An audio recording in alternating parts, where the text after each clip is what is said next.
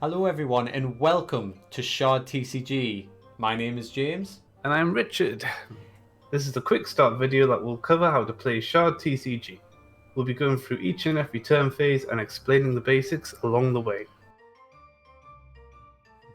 So before we go through the phases of the game, I just want to do a quick breakdown of the creature card layout.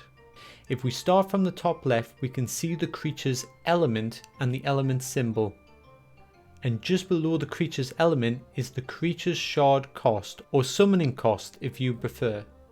In the top right we can see the creature's name and the creature type just below that. The two markings protruding from the top of the first box is the creature's rarity level. In the middle of the first box we can see the creature's health, and on either side are the creature's actions that they can use during combat. And the lower box displays the creature's effect. And that concludes the creature card breakdown. To start the game we have to flip a coin. The coin not only decides the player that starts, but also the state of the field, which is mainly related to chaos creatures. But we will dive more into that in another video. First off, in the start phase, you reset your mana to 5. And then you gain 1 shard. You'll gain up to 5 shards or 5 mana maximum, you can't go above 5.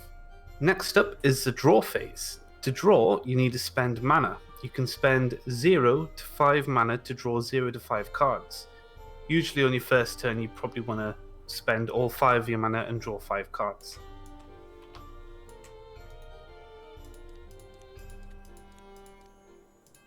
And that concludes your start phase and your draw phase. The main phase. In this phase, a summoner can summon creatures and activate spells and creature effects from their hand, the field or the graveyard if the effects say they may do so.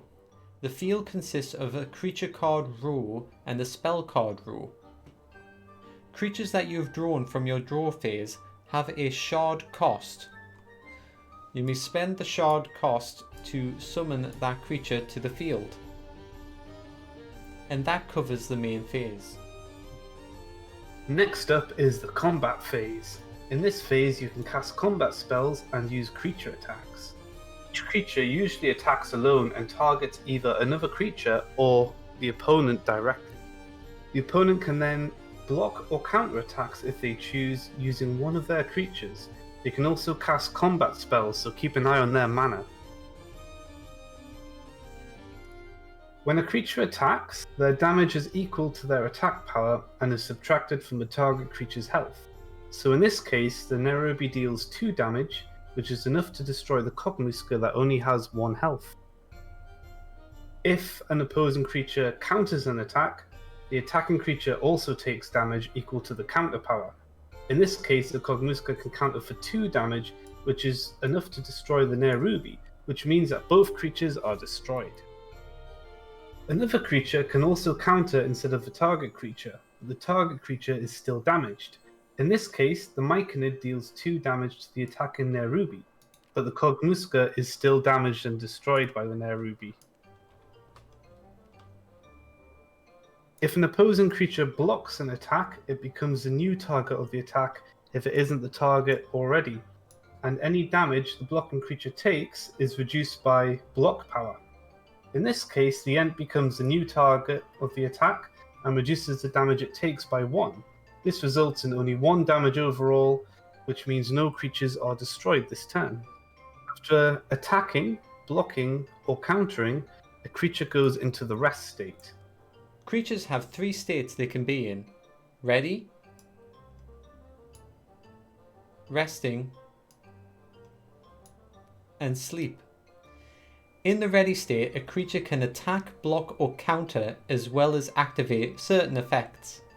In the rest state, the creature must wait till the end of the turn before it returns back to the ready state. In the sleep state, the creature must wait till the end of the turn before returning to the rest state. And then must wait till the end of the next turn before returning to the ready state. After the combat phase is the aftermath phase.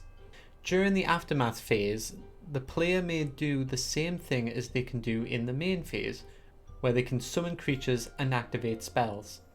However, players cannot return to the combat phase from this phase, which means they cannot declare any attacks or use combat titled spells.